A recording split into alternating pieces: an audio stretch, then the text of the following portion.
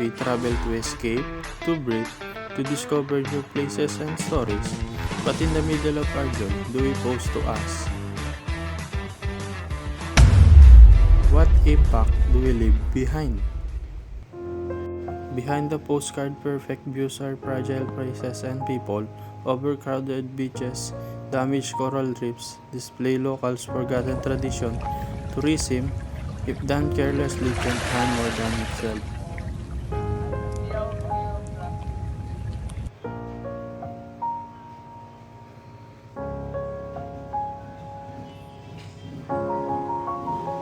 As a student and traveler, I've learned that meaningful travel doesn't just take, it gives back.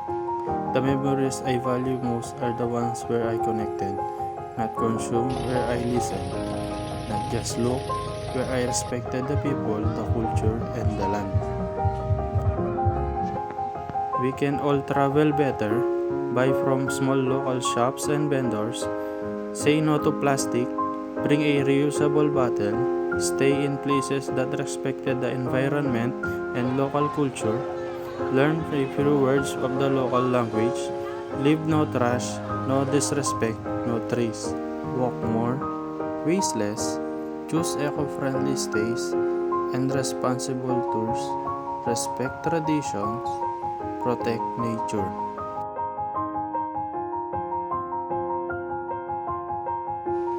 In many places, like the eco communities in Zambales or the community guides in Mount Pinatubo, locals are leading the way.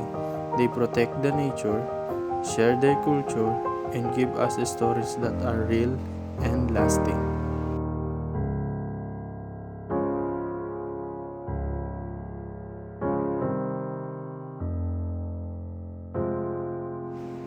Sustainable tourism is not a luxury, it's a responsibility.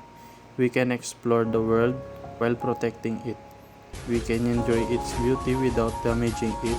Support local, travel smart, tourism without harm starts with us.